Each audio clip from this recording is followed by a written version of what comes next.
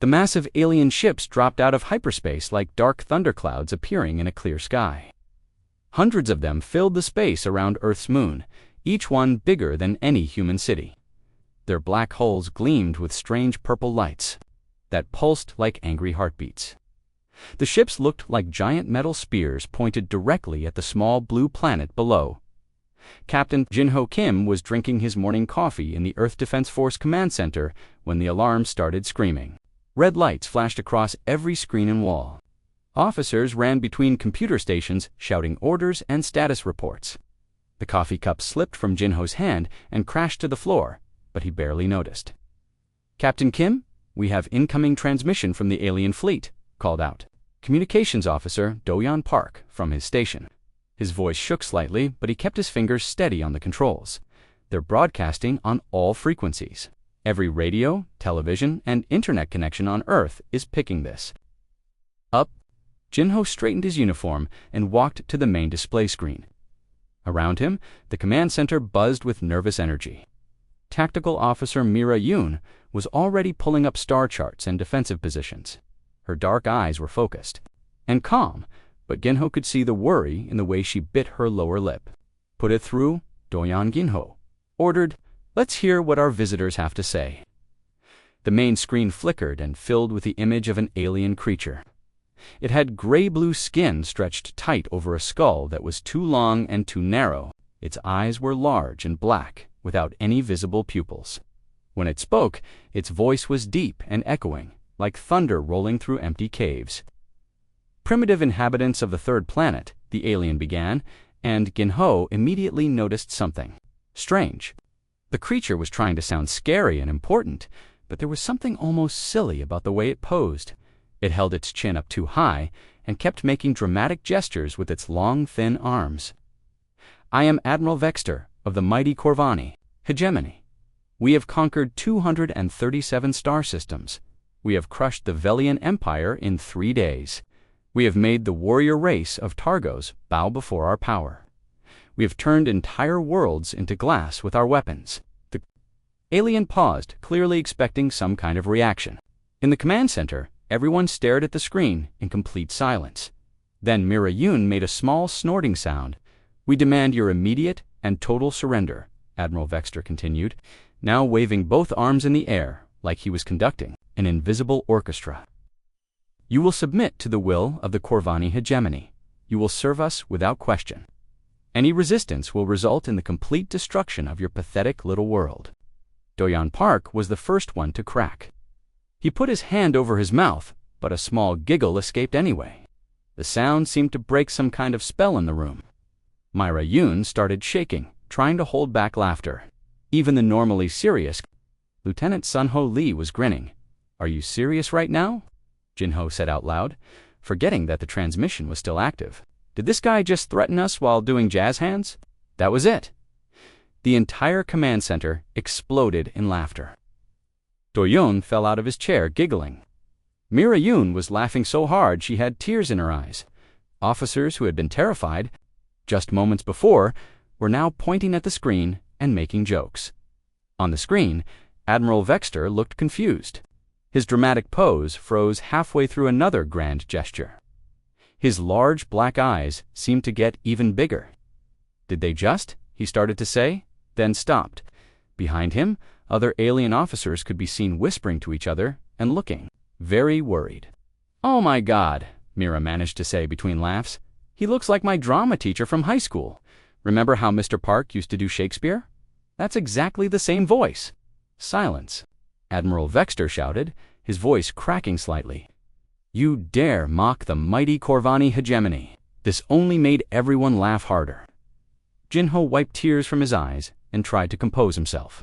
But every time he looked at the alien's serious expression, he started giggling again.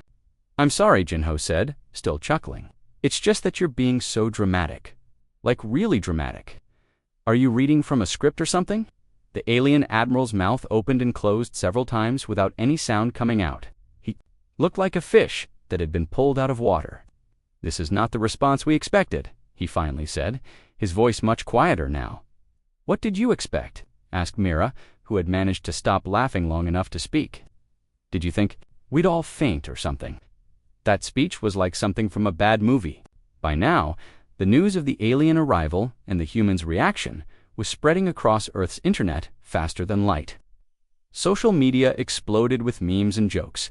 Someone had already made a remix of Admiral Vexter's speech with silly music. Playing in the background, another person had created a comic strip showing the alien doing different dance moves while making threats. The hashtag Cosmic Comedy started trending worldwide within minutes. People shared videos of themselves imitating the aliens' dramatic gestures. Late-night talk show hosts were already preparing monologue jokes for their evening shows. In the Corvani flagship floating near Earth's moon, Admiral Vexter stared at his communication screens in complete bewilderment. Every channel was filled with human laughter, jokes, and something called memes that he did not understand at all. Admiral said his second-in-command, a younger Corvani named Nextel. Perhaps we should proceed with the invasion as planned. I need to think, Vexter replied, still staring at the screens, showing humans making fun of his carefully prepared intimidation speech. In his 300 years of military service, he had never encountered anything like this. Back on Earth, Captain Ginho Kim finally managed to stop laughing long enough to address his crew. Well, he said, straightening his uniform, I think we just made first contact, and apparently our secret weapon is comedy. The laughter in the command center slowly died down, but everyone was still smiling. Nobody seemed afraid anymore. The massive alien fleet still hung in space above them, but somehow it didn't seem quite as threatening as it had 10 minutes ago. Sir, asked Doyen Park, what do we do now? Ginho looked at the frozen image of Admiral Vexter on the screen. Then, at his crew of still grinning officers, I think, he said slowly, we should probably call the president, and maybe some comedy writers. I have a feeling we're going to need them. Admiral Vexter stood in the center of his command bridge, staring at the dozens of screens showing human reactions from across. Earth, his long gray fingers gripped the edge of his command chair so tightly that his knuckles had turned white. Around him, his crew of Corvani officers whispered nervously to each other in their native language. Admiral, said Subcommander Nextal, approaching carefully, the humans are still broadcasting. They seem to be making some kind of entertainment from your speech. On the main screen, a human television show was playing. The host, a cheerful woman with short black hair, was showing clips of Admiral Vexter's intimidation message, while an audience laughed and clapped. She kept pausing the video to point out funny moments, like when the Admiral waved his arms dramatically or when his voice cracked on the word mighty. In 200 years of conquest, Vexter said slowly, no species has ever responded like this. The Velians wept. The Targonians screamed. The Belthora begged for mercy. But these humans, he gestured helplessly at the screens. They make jokes. Meanwhile, on Earth, Commander Sun-Ho Lee was preparing for the most unusual mission of his career. The tall, quiet officer had volunteered to make first contact with the alien fleet, but instead of weapons or formal diplomatic documents, he was packing something completely different. Are you sure about this, Commander? Asked Captain Ginho Kim as he watched Sun-Ho load data drives into a small travel case. You're really going up there with comedy movies. Trust me, Captain, Sun-Ho replied with a small smile. If they wanted to destroy us, they would have done it already. They're confused, and confused people make mistakes. But confused people also listen. Dr. Haijin Cho, a xenobiologist with bright eyes and an eager expression, was double-checking her equipment nearby. She had been studying the alien broadcasts for hours, trying to understand their language and culture. Their speech patterns are fascinating, she said, looking up from her tablets. They use very formal, almost ritualistic language, like they're following a script that's been used for centuries. Engineer Wu Jinkang finished loading the last of the equipment onto their small shuttle. He was a practical man who preferred machines to people, but even he seemed excited about this strange first contact mission.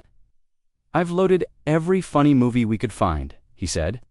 Comedy shows, stand-up routines, even some of those internet videos where people fall down. If laughter doesn't work, we've got enough material to keep trying for weeks. The shuttle launched from Earth an hour later, carrying the 3 humans toward the massive Corvani flagship. As they approached the alien vessel, they could see it was even more impressive up close. The ship was easily 10 kilometers long, covered in weapons and armor plating. Strange symbols glowed along its hull in that same pulsing purple light. Incoming transmission from the alien ship, Wu Jin announced from the pilot seat. The screen flickered to life, showing Admiral Vexter again. This time he looked tired and frustrated. His large black eyes seemed dimmer than before. "Human vessel," he said, trying to sound official, "you will dock in Bay 7. You will be searched for weapons. Any aggressive action will result in immediate destruction." "Understood," Sunho replied calmly. "We come in peace, and we brought snacks." The Corvani. Admiral's expression grew even more confused. Behind him, several other aliens could be heard muttering questions in their own language. The docking bay was enormous, easily large enough to hold a dozen human shuttles.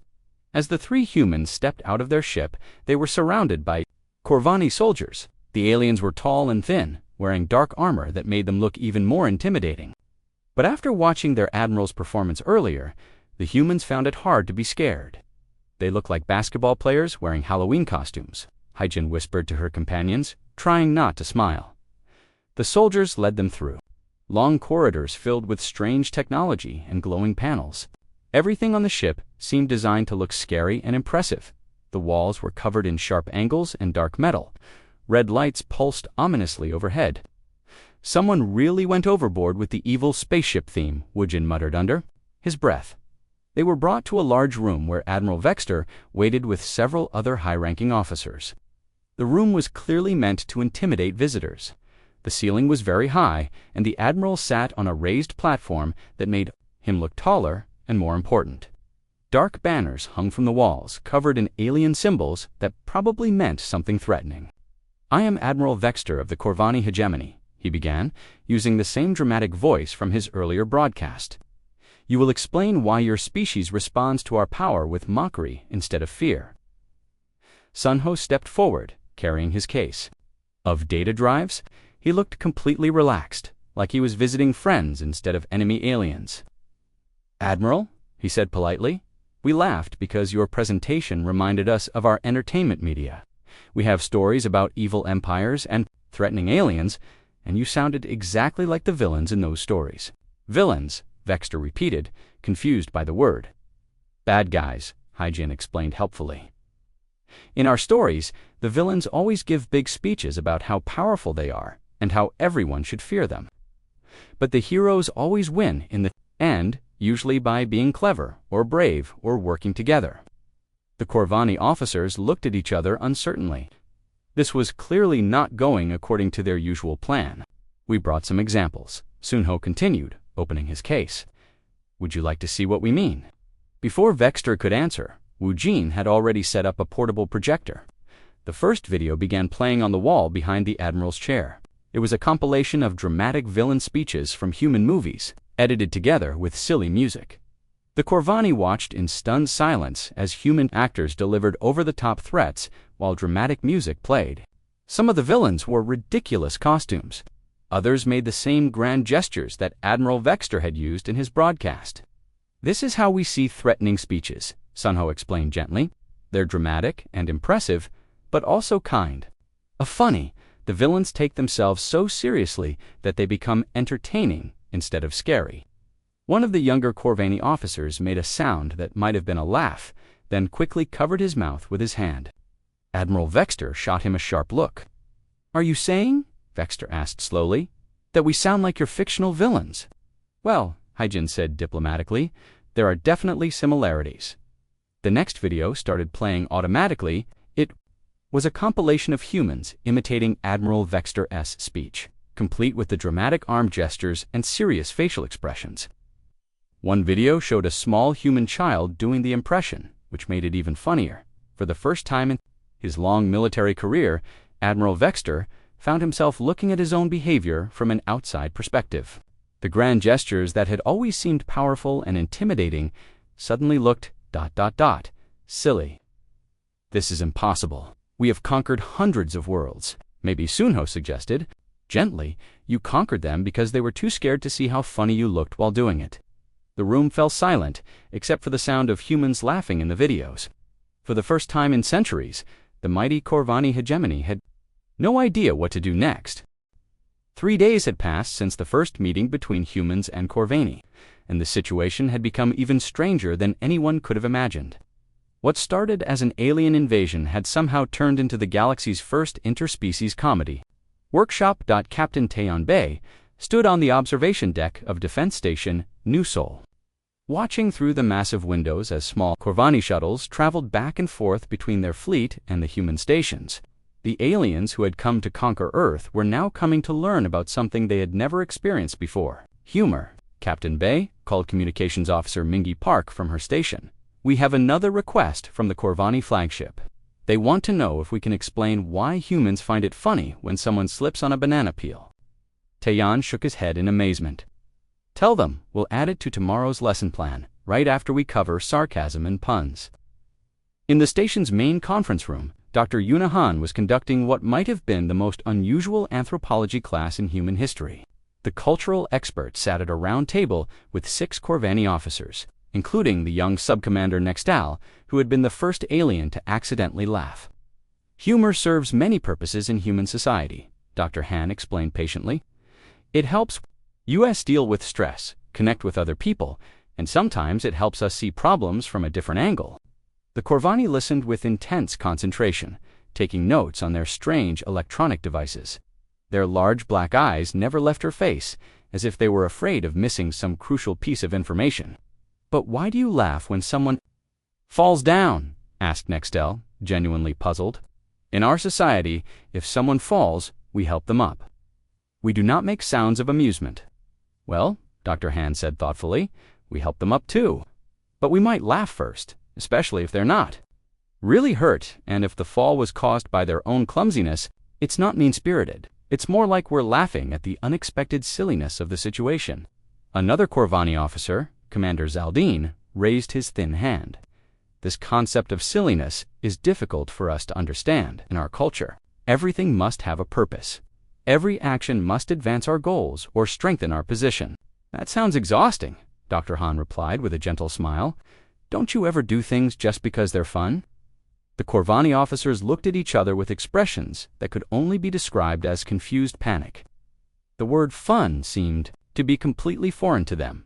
Meanwhile, in another part of the station, Intelligence Officer Kung Soo Lim was having a very different conversation with a group of Corvani technical specialists. What he was learning was both fascinating and troubling. "You're telling me that your entire empire is held together by fear?" Kung Soo asked, reviewing the data on his tablet. The lead Corvani technician, a nervous alien named Velkin, nodded reluctantly. "Our ancestors believed that strength was the only way to survive. After the Great War nearly destroyed our species, we decided that we must make others fear us before they could harm us." "But you've been using this strategy for how long?" "Nearly 800 of your years," Velkin replied. "We have conquered many worlds, enslaved many species, but Kung Soo prompted, "But lately, it has become more difficult. Many of our subject worlds are rebelling. Our own people grow tired of constant warfare. The Empire requires more and more resources just to maintain control." Kung Soo leaned back in his chair, processing this information. "So you're not actually as strong as you pretend to be?" "No," Velkin admitted quietly. "We are like a balloon that looks large but contains mostly empty air. One small hole, and everything collapses." This conversation was interrupted by the sound of laughter coming from the main recreation area. Kung Soo and the Corvani followed the noise and found an incredible sight. Captain Taeyeon Bae had organized an impromptu comedy show in the station's largest gathering space. Human crew members were taking turns telling jokes, performing silly dances, and showing funny videos to an audience that included dozens of Corvani visitors. The aliens sat in the front rows, watching with the intense focus of students studying. For an important exam, some of them were trying to imitate human facial expressions. Others were taking detailed notes about timing and delivery. On stage, Lieutenant Dae Ho-sung was telling a story about his grandmother's cooking that had the human audience in tears from laughing so hard. The Corvani watched the humans' reactions with fascination, as if they were observing some kind of magical ritual. "I still do not understand," said one Corvani to his companion. "The human speaks of food that tastes bad, but everyone seems happy about it." "Perhaps," the other alien replied thoughtfully. They are happy because the memory connects them to someone they care about, even if the experience itself was unpleasant. This observation surprised everyone who heard it, including the Corvani who had made it. For the first time, one of them was beginning to understand that humor was about more than just finding things funny in the back of the room. Admiral Vexter stood quietly watching the proceedings. The mighty leader of the Corvani fleet looked smaller somehow, less threatening than he had in his dramatic broadcasts. His usual perfect posture had relaxed, and his stern expression had softened into something that might have been curiosity. Admiral Subcommander Nextel approached carefully. The crew is asking when we will proceed with the invasion. Vexter was quiet for a long moment, watching as a human child who was visiting the station taught a group of Corvani soldiers how to make funny faces. "Tell the crew," he said finally, "that we are conducting a different kind of operation now. We are learning about the enemy." "But," Sir Nextel said, confused, "these humans do not seem like enemies."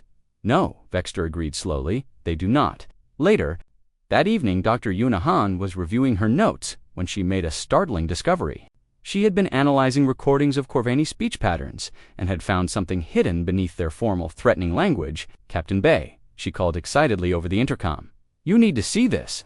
When Taeyeon arrived at her laboratory, Dr. Han was playing audio recordings of different Corvani conversations. "Listen carefully," she said, pointing to the sound wave patterns on her screen. "In their original language, before they translate to our speech, there are these little variations in tone and rhythm." Taeyeon listened, but all he could hear was the usual alien sounds. "I don't understand. They're trying to be funny," Dr. Han explained with excitement. "Some of them are making what I think are jokes in their own language, but they don't know how to translate humor. They literally don't have words for comedy in their formal speech patterns." This revelation changed everything. The Corvani weren't humorless by nature. They had simply forgotten how to laugh during their centuries of warfare and conquest. Dr. Han Taeyeon said thoughtfully, "I think we need to have another meeting with Admiral Vexter, but this time we're not going to teach him about human humor." "What are we going to teach him?" "We're going to help him remember Corvani humor." As night fell over the space stations and alien ships floating in Earth's orbit, both species were beginning to realize that first contact was becoming something neither of them had expected. The humans were discovering that their enemies might not be enemies at all, just a very sad and frightened people who had forgotten how to smile, and the Corvani were slowly remembering that there might be more to life than conquest and intimidation. For the first time in 8 centuries, some of them were beginning to wonder if there might be a better way to live among the stars. The breakthrough came on the 7th day of the strange cultural exchange. Dr. Gyuan Oh, a human psychologist who specialized in trauma therapy, was working with a small group of Corvani civilians who had been brought aboard the human medical station Hope's Light for what everyone was calling humor therapy sessions. The lead civilian, an elderly Corvani named Melter, had been struggling more than the others, while younger Corvani like Nixtel were beginning to understand jokes and even attempt some of their own. Meltar remained stiff and formal. His large black eyes showed no spark of amusement, no matter what the humans tried. "Tell me about your childhood," Dr. Rowe said gently, sitting across from Meltar in the comfortable therapy room. Soft lighting and peaceful music created a calming atmosphere that was completely different from the harsh metal corridors of the Corvani ships. "Childhood." Meltar repeated the word as if it were foreign. "We do not have childhoods. We have preparation periods for adult service." "But surely, you played games, had fun with friends?" Meltar was quiet for a long time. His thin gray fingers picked at the edge of his formal robes. When he finally spoke, his voice was barely above a whisper. "There was a time," he said slowly, "before the second purification. I was very young. My nest brother Coulter and I would make silly sounds when the adults were not watching. We would mimic the way our teacher spoke, making his voice high and squeaky." Dr. O leaned forward, sensing something important. "What happened to those silly sounds?" "The second purification eliminated all non-essential behaviors from our society," Meltar said, his voice becoming flat and emotionless again. "Humor was declared a weakness that made us vulnerable to our enemies. All forms of entertainment were banned. Anyone caught engaging in frivolous behavior was sent for correction, and your nest brother, Meltar's composure finally cracked. His shoulders began to shake, and a sound escaped his throat that was somewhere between a sob and a laugh. He never stopped making the silly sounds, he whispered. Even after the corrections, even after the punishments. He said laughter was the only thing that made him feel alive. They sent him to the final correction center when we were barely past our youth stage. Dr. O felt her heart break for this alien creature who had been forced to forget how to be happy. She reached out slowly and placed her hand on his arm. "Melt," she said softly. "Would you like to try making silly sounds again?" For Coulter. The old Corvani looked up at her with eyes full of centuries of suppressed pain. Then, very quietly, he made a high, squeaky sound that might have been an imitation of his long-dead teacher. The sound was so unexpected and so genuinely funny that Dr. O couldn't help but smile. And when she smiled, something magical happened. Melter's face, which had been frozen in stern formality for hundreds of years, slowly began to change. The corners of his mouth turned up in what could only be described as a smile. Then he laughed. It was a rusty, unused sound like an old machine, starting up after decades of being shut down. But it was real laughter, coming from somewhere deep inside where it had been buried for centuries. Word of this breakthrough spread quickly through both the human and Corvani communities. Within hours, psychologist Dr. Sungmin Ko was conducting emergency sessions with other elderly Corvani who were beginning to remember their lost childhood joy. "This changes everything," Dr. Ko reported to Captain Jin-Ho Kim during their daily briefing. The Corvani weren't naturally humorless. They had their sense of humor systematically removed by their own government. "But why?" asked Captain Kim. "What could make an entire species decide to eliminate laughter?" The answer came from an unexpected source. Admiral Vexter himself requested a private meeting with the human leadership. He arrived at the negotiation room looking older and more tired than ever before. His usual dramatic robes had been replaced with simple gray clothing, and he walked without the confident stride that had once intimidated entire star systems. "There is something you must know about my people," he said without any of his usual formal ceremony. "We were not always as you see us now." He activated a holographic projector that showed images from Corvani history. The first pictures showed a very different civilization. Ancient Corvani were shown in colorful clothes, engaging in what looked like festivals and celebrations. Some were making art, others were clearly playing games with their children. "This was our world 800 years ago," Vexter explained. "We were a peaceful people. We loved music, art, stories. We had entire festivals dedicated to comedy and performance. The images changed, showing darker scenes, massive ships filled the skies over Corvani cities, dropping fire from above. The colorful buildings were replaced by smoking ruins.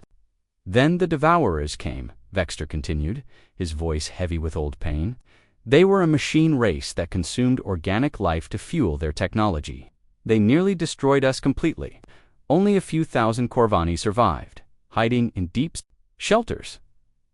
Captain Jin-Ho Kim and his officers watched in horrified silence as the images showed the aftermath of the war.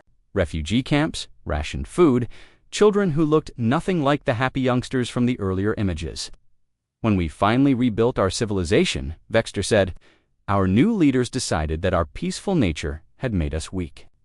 That joy and laughter had distracted us from the threat, so they created the purification programs. They eliminated happiness," Dr. O said quietly, "to make you stronger." "Yes," Vexter nodded. "All art, music, comedy, and celebration were banned. Children were trained from birth to be serious and focused. Anyone who showed signs of frivolity was corrected. We told ourselves it was necessary for survival." "But it didn't make you stronger," observed Intelligence Officer Kung Su Lim. "It made you scared." Vexter looked up sharply. "What do you mean?" "Your empire is falling apart," Kung Su said gently but firmly. "Your own people told us. You're not conquering other worlds because you're strong. You're conquering them because you're terrified of being weak again." The Corvani admiral sat in silence for several minutes, staring at the holographic images of his people's lost happiness. For 8 centuries, he finally said, "We have been running from our fear of the Devourers. We told ourselves that by making others fear us, we would never be victims again. But instead, we became something worse than the machines that tried to destroy us." "What do you mean?" asked Captain Kim. "The Devourers consumed bodies," Vexter replied quietly. but we consumed souls. We took away our own people's ability to feel joy, to laugh, to love. We became the very thing we swore to fight against. That evening, as news of this revelation spread through both fleets, something unprecedented happened. On the Corvani flagship, a group of young officers led by Sub-Commander Nextal gathered in secret. They had been practicing human jokes and comedy routines, but now they tried something different. They attempted to remember old Corvani songs and stories from before the pure. Most of the cultural memory had been lost, but a few fragments remained. An elderly maintenance worker named Peakton remembered a silly song his grandmother had sung to him when he was very young. As he sang the ancient Corvani comedy song, his voice cracking with emotion and unused laughter, others began to remember fragments of their own lost culture. Soon, the secret gathering had grown to include dozens of Corvani crew members, all trying to piece together the happy civilization their ancestors had forced them to forget. For the first time in 800 years, the sound of genuine Corvani laughter echoed through the corridors of their warships. It was a sound that would change the course of galactic history. But not everyone was happy about these changes.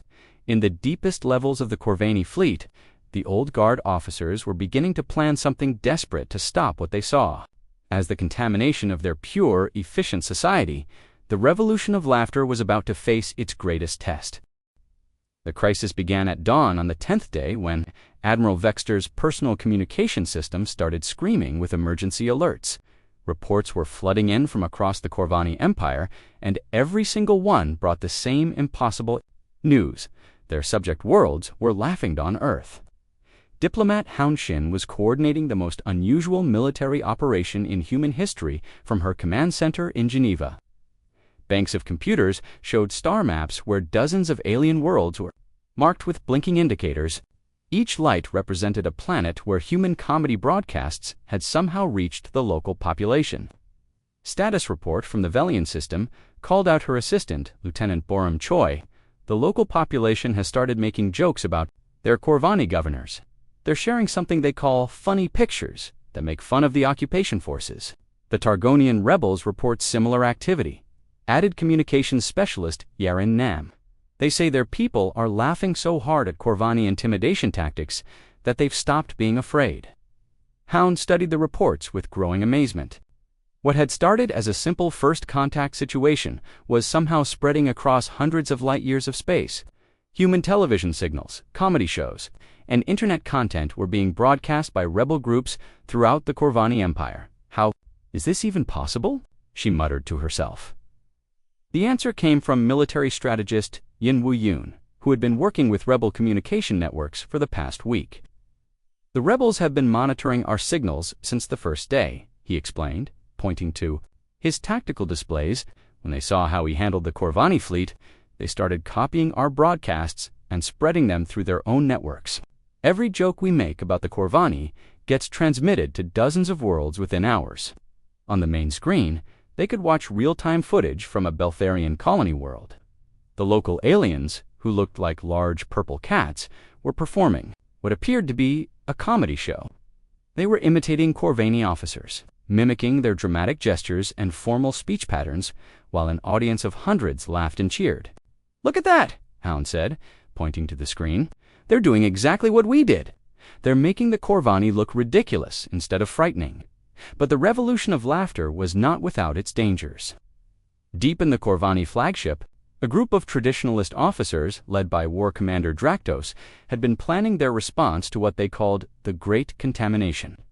"This ends today," Draktos announced to his fellow conspirators in a secret meeting room. "The humans have poisoned our people with their weaknesses. They have made us forget our strength and our purpose." The War Commander was an older Corvani, who had lived through the early days of the Empire. His face was scarred from many battles, and his eyes held the cold certainty of someone who had never doubted his cause. "What do you propose?" asked Security. Chief Fakanal, a thin alien whose job had always been to eliminate threats to Corvani authority. "We eliminate the source," Draktos replied simply. "We destroy Earth before this infection can spread any further.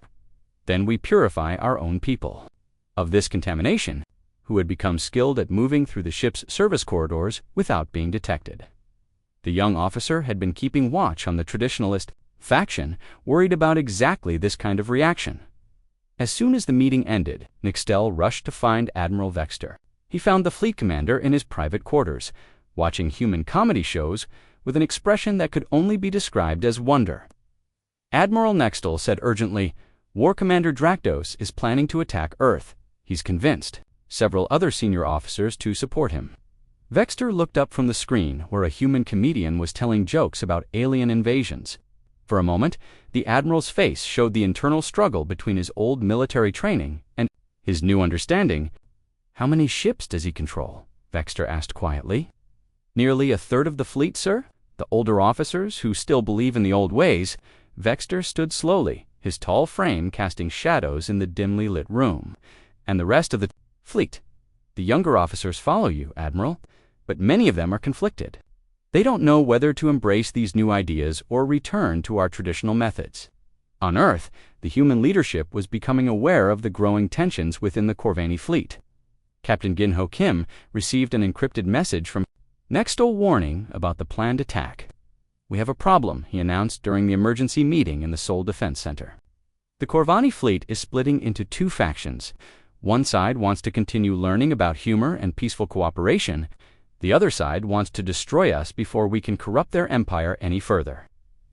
Defense Minister Kung Ho Park leaned forward in his chair. "How long do we have?" "Unknown," replied Kim, "but we need to act fast. If the traditionalist faction attacks, it won't just be Earth at risk. Every world in the Corvani Empire that started laughing will be targeted for destruction." It was Dr. Yuna Han who suggested the solution that would change everything. "What if we don't fight them?" she said quietly. "What if we invite them to laugh with us?" "Explain," Minister Park said. "The traditionalists are scared," Dr. Han continued. "They're terrified that laughter will make them weak again, like they were before the Devourer attack. But what if we show them that laughter actually makes people stronger?" "How do we do that?" asked Captain Kim. "We broadcast to the entire galaxy," Dr. Han said, her voice growing more excited. "Not just comedy shows, but the whole story. We tell everyone about the Corvani's tragic history, about how they lost their ability to laugh, and about how they're finding it again. We make their journey into a story that everyone can understand and support. Within hours, human broadcast stations were sending out the most important transmission in galactic history. The signal was picked up by rebel networks throughout the Corvani Empire and retransmitted to billions of beings across hundreds of worlds. The broadcast began with Admiral Vexter himself, speaking directly to his own people and to every species. "Under Corvani rule, my fellow Corvani," he said, his voice carrying across the stars, "for 800 years we have lived in fear. We told ourselves that by making others fear us, we could protect ourselves from ever being victims again. But we were wrong." The transmission showed footage of Corvani officers learning to laugh, of ancient cultural memories being rediscovered, of former enemies working together to understand each other. "The humans did not defeat us with weapons," Vexter continued. "They defeated us with something we had forgotten existed: joy. They showed us that strength does not come from making others afraid. True strength comes from being brave enough to be happy, even in a dangerous universe." On rebel worlds throughout the Empire, entire populations stopped their daily activities to watch the broadcast. On Corvani ships, crew members gathered around screens to hear their admiral's words, but in the command center of war, Commander Drakdos' faction, the traditionalist officers watched with growing horror. "This is worse than we thought," Drakdos said grimly. "The contamination has reached the admiral himself. We must act immediately before this madness spreads any further." "Sir," said one of his officers, "the crew is divided. Many of them are watching the broadcast and seem to support the admiral's message." "Then we will remind them why they should." "Fear, weakness," Drakdos replied. "Prepare the attack fleet. We will show the galaxy what happens to those who forget the lessons of strength." As the traditionalist ships broke away from the main Corvani fleet and began moving toward Earth, something unprecedented happened throughout the galaxy. On world after world, species that had been enemies for centuries began working together, united by the simple idea that laughter was better than fear. The battle for the future of galactic civilization was about to begin. And for the first time in history, it would be fought with jokes instead of weapons. The final confrontation did not happen the way anyone expected. War Commander Drakdos and his traditionalist fleet approached Earth with weapons charged and battle formations ready. But they found something that completely disrupted their plans. Laughter, coming from their own ships. Captain Minuk stood on the bridge of the human defense vessel Unity, watching through the view screen as the approaching Corvani warships began to slow down and break formation. Strange signals were coming from the enemy fleet, and it took the human crew several minutes to realize what they were hearing. "Captain," reported Communications Officer Sojin Lee, "we're receiving multiple transmissions from the attacking ships. It sounds like their crews are arguing with each other." "Put it through the speakers," Minuk ordered. The bridge filled with the sound of Corvani voices speaking in their own language. But even without translation, the humans could hear the emotion in those alien voices. Some sounded angry and commanding, while others seemed to be laughing or making what could only be jokes.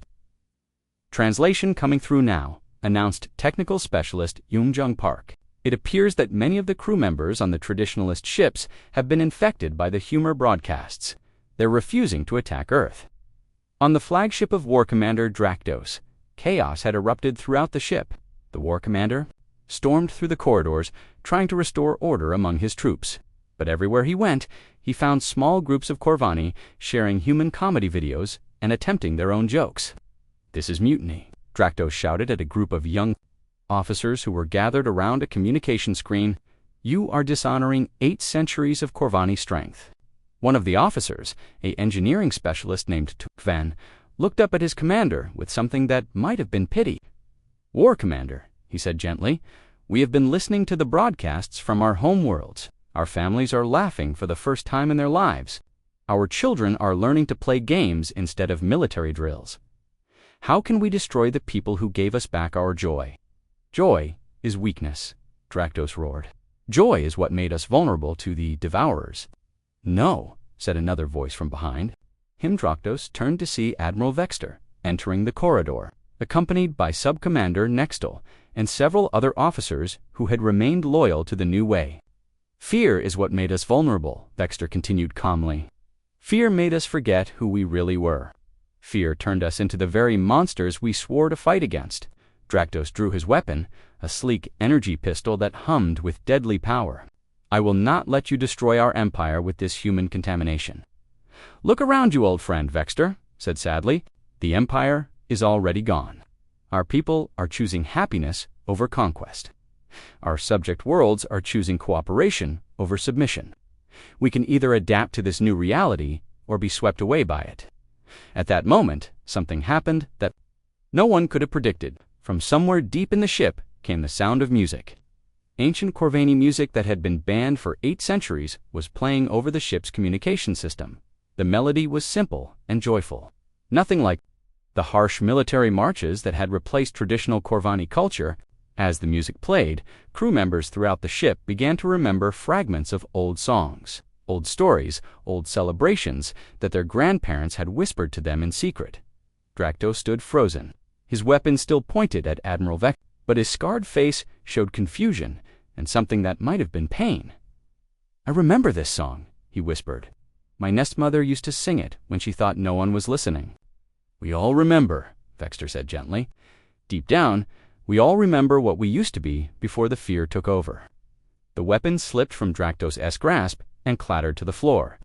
The proud war commander, veteran of 100 battles, sank to his knees as 8 centuries of suppressed emotion finally overwhelmed him. He began to weep. Not the silent, controlled tears of a disciplined soldier, but the deep, wrenching sobs of someone who had forgotten how to grieve for everything he had lost. On Earth, Ambassador Sun Choi was coordinating what would become known as the Great Reconciliation. Representatives from dozens of former Corvani subject worlds were arriving at the newly established Galactic Comedy Council. Headquarters in Geneva, the building itself was unlike any diplomatic facility ever constructed. Instead of formal meeting rooms and intimidating architecture, it was designed to look like a combination of theater, school, and community center. Comfortable seating areas were scattered throughout, along with stages for performances and screens for sharing entertainment from different worlds. "Welcome to the first meeting of the Galactic Comedy Council," Ambassador Choi announced to the assembled delegates. Today, we begin the process of building a new kind of galactic civilization, one based on shared laughter instead of shared fear. The delegates were an incredible sight. Beings from dozens of different species sat together, many of them trying out jokes in each other's languages. Former enemies were teaching each other their traditional comedy styles, creating new forms of humor that blended different cultural approaches. Captain Yemin Yu, now serving as Earth's first interstellar comedy ambassador, stood up to address the assembly. 6 months ago, he said, the Corvani fleet came to our world expecting us to surrender in fear. Instead, we responded with laughter. Today, that laughter has spread across the galaxy, freeing billions of beings from centuries of oppression and fear. In the audience, Admiral Vexter, who now went by his birth name Veltar, sat with former war commander Draktos. The two old soldiers had become unlikely friends, bonding over their shared efforts to help their people rediscover their lost culture. But this is just the beginning, Captain Yu continued. We have learned that humor is not just entertainment. It is a form of communication that crosses all barriers. It is a way of healing trauma. It is a weapon against tyranny that no armor can stop.